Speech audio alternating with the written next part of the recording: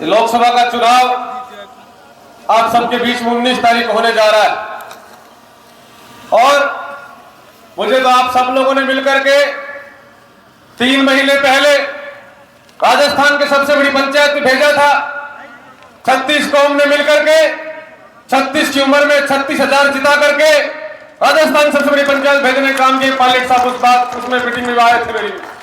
Pilot साहब आपका आशीर्वाद मेरे साथ हमेशा रहता है। आज आप सब लोग इतनी बड़ी संख्या में पधारे हो मुझे आशीर्वाद देने के लिए। मैं जिस दिन टिकट मिला उस दिन से इलाके में घूम रहा हूं।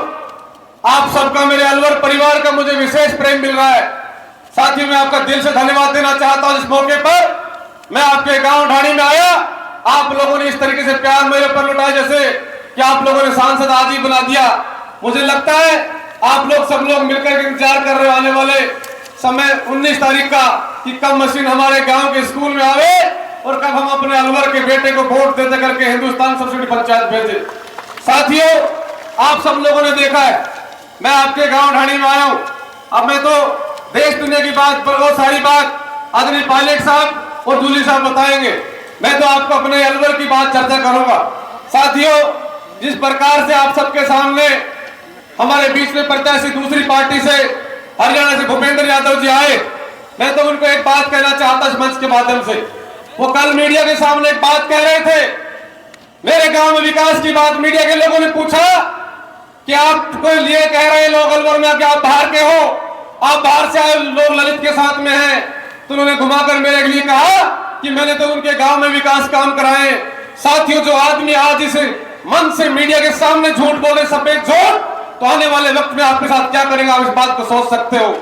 साथियों मैं आपको विश्वास दिलाता हूं कि मैं आपके अलवर का, आपका अपना भाई, आपके अलवर का बेटा, आज मैं आदरणीय सचिन पायलट साहब को सामने आप सबके सामने एक सौगंध दिखाता हूं कि आने वाले वक्त के अंदर आप लोग मेरे अपने सारे अलवर के परिवार मिलकर के मुझे आप लोगों ने आशीर्वाद देकर के हिंदुस्तान की सबसे बड़ी पंचायत में भेजा, तो आपके ऊपर कोई दिक्कत आएगी, आंच आएगी, कोई परेशानी आएगी तो आपका भाई गोली की तरह चलकर आपके बीच में आएगा, आपके बीच रहेगा।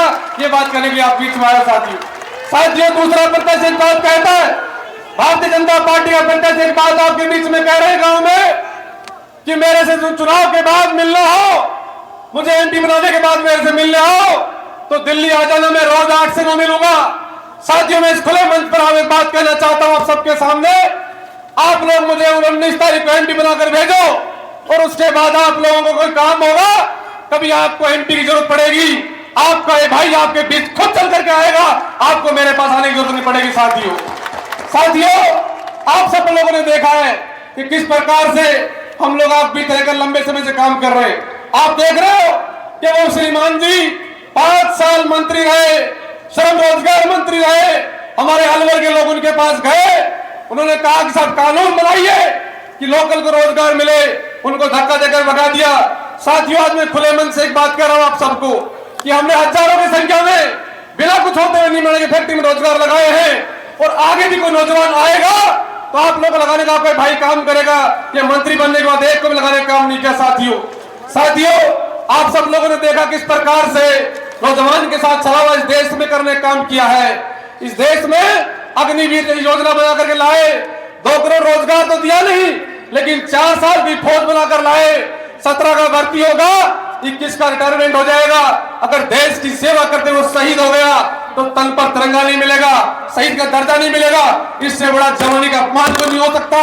साथियों नौजवान साथियों आह्वान करना चाहता हूं इस मंच के माध्यम से कि 19 तारीख को आपके मान सम्मान स्वाभिमान का चुनाव है।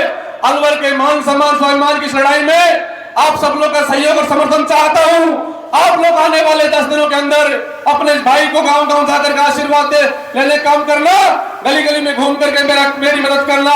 आपको विश्वास दिलाता हूं आप लोग 10 दिन का समय मुझे दोगे, आपका भाई पूरा जीवन आप पर न्यौछावर करेगा। बात करने के लिए आपके बीच में साथियों आया हूं। ज्यादा लंबी चौड़ी चर्चा किए बिना पुनः आपसे ये अपील करता हूं साथियों कि आप सब लोग मिलकर के 19 तक ललित बन करके इस ग्राउंड में उतरने काम करो।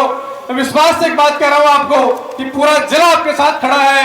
बस आप घर से निकलोगे तो बड़ी संख्या में लोग आपको आशीर्वाद देने के लिए बैठे हैं। इन्हीं शब्दों के साथ ज्यादा लंबी चौड़ी चर्चा किए बिना आप सबका धन्यवाद। कि आप इतनी गर्मी होने के बाद में भी हजारों के संख्या में यहाँ पधार करके अपने भाई को आशीर्वाद देने के लिए आए। आपका बहुत